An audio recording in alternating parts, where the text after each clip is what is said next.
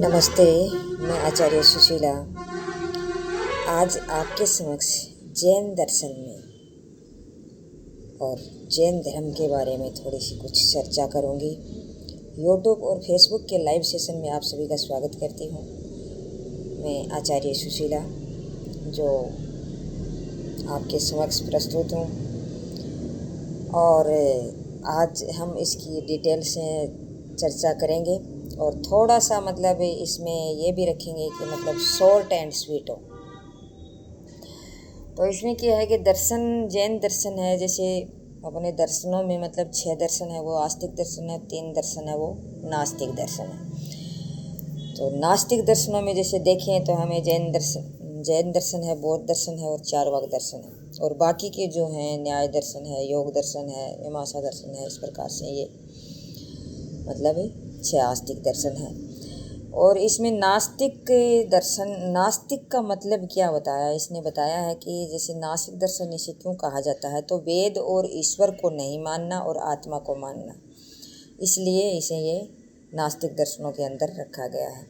और जैन धर्म है, जैन दर्शन में जैन धर्म है, उनके संस्थापक थे वो महावीर स्वामी थे, वो जो 24वें तीर्थंकर कहे जाते थे, और 23वें तीर्थंकर हैं वो गुरु थे। महावीर स्वामी के जो गुरु थे पार्श्वनाथ जी वो थे, और पहले तीर्थंकर थे वो थे ऋषभदेव जी थे। और मुक्ति जिसे प्राप्त हो जाती थी उसे क्या जीन कहा जाता था, और उसे तीर्थंकर भी कहते थे, जो मुक्ति प्राप्त कर लेता था। और जिसके राग और द्वेष जो विषय हैं उससे जो अलग हो जाता था, उसको छोड़ देता था, उसे जीन कहते थे। महावीर स्वामी का इसके जो तीर्थंकर हैं 24वें तीर्थंकर, उसके जन्म है वो 599 ईस्वी में हुआ था कुंडग्राम में, और जिसे कुंडलपुर भी कहते हैं। और मृत्यु इसकी 527 ईस्वी में हुई थी और नालंदा में हुई थी। बचपन का नाम इसका वर्धमान था। और ये इसके अंदर जैन दर्शन के अंदर मतलब ये जैन धर्म है, इसमें 2 संप्रदाय थे, दिगंबर और श्वेतांबर।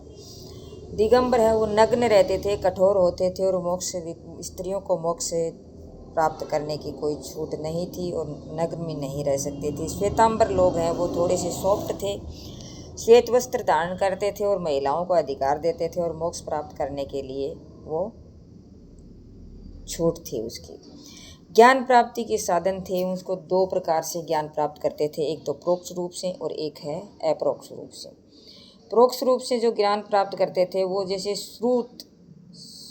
श्रित बोलते हैं, जैसे जो मतलब सुनने से प्राप्त होता था, और एक मति जैसे मन को इंद्रियों से महसूस किया जाता था, वो मति कहा जाता था। अप्रोक्ष रूप से जैसे आत्मा से है, अवधि के साथ मतलब जैसे ही अपन को जैसे थोड़ा सा टाइम निकल जाता है उसके अनुसार हमें प्राप्त होता है, और मन से भी हम इसे प्राप्त करते हैं, वो अप्रोक्ष रूप से होता है, जिसे कैवल्य भी कहते हैं। इन दोनों से समय रहते वो ज्ञान प्राप्त हो जाता है। तो इस प्रकार से इन्होंने इसके बारे में बताया है। और इसमें त्रिरत्नों की चर्चा की गई है, जिसे मोक्ष का मार्ग बताया गया है, जिसमें सम्यक दर्शन है, सम्यक ज्ञान है और सम्यक चरित्र है। सम्यक दर्शन में जैसे चीज़ों को यथार्थ रूप से देखना, सत्य रूप से जान लेना या देखना, सत्य रूप से देखना है। सम्यक ज्ञान जो मूल रूप से उसकी भावना को जान लेना, मूल ज्ञान का जो भाव है वो भाव को जान लेना। और सम्यक चरित्र मतलब जो हितकार कार्य हैं उसको तो ग्रहण कर लेना, उसके अनुसार चलना, और अहितकर कार्य है वो उसे छोड़ देना। ये है पंच महाव्रत की चर्चा की गई है इसमें। उसमें बताया गया है कि अहिंसा, सत्य, अस्तेय और अपरिग्रह और ब्रह्मचर्य, इसका 5 का पंच महाव्रत कहा गया है। जो योग में भी इसकी चर्चा पंच महाव्रत के रूप में से की गई है। यमों के रूप, यम और नियम हैं वो इसमें 2 प्रकार के बताए गए हैं। जैसे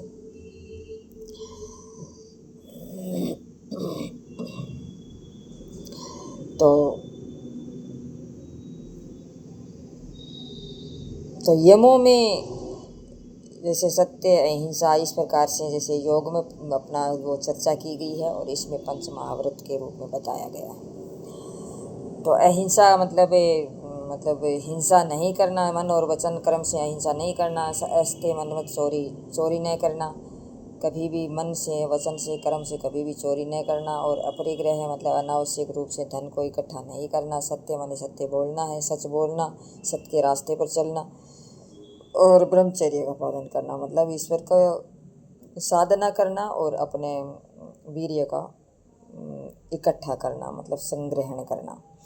फिर 10 धर्म बताए गए हैं इसमें। 10 धर्मों में जैसे मतलब उन्होंने बताया है कि मतलब सत्य है, त्याग है, क्षमा है, विरक्ति है, शौच है, मार्दव है, तप है, सरलता है और संयम है, और ब्रह्मचर्य इस प्रकार से बताया। तो सत्य बोलना, त्यागना, अनावश्यक चीज़ों को त्यागना, विरक्ति माने आसक्ति रहित, शौच माने आंतरिक शुद्धि और बाहरी शुद्धि, क्षमा माने किसी को क्षमा कर देना, तप माने द्वंद्वों को सहन करना, किसी भी दुख और सुख जो भी आए उसको सहन करते हुए आगे बढ़ना, संयम माने इंद्रियों पर कंट्रोल करना, मार्दव माने मतलब मृदुता, कोमलता, सरलता जैसे व्यक्ति को सरल बने रहना, सरल रास्ता अपनाना लेना, ब्रह्मचर्य का पालन करते हुए मतलब अपने 10 धर्मों को पालन करना, इस प्रकार से बताया गया है। तो ये हमारे ये अपना चर्चा की गई है इसमें। तो थैंक यू, जय हिंद, जय भारत। अब अपनी वाणी को विराम देती हूँ।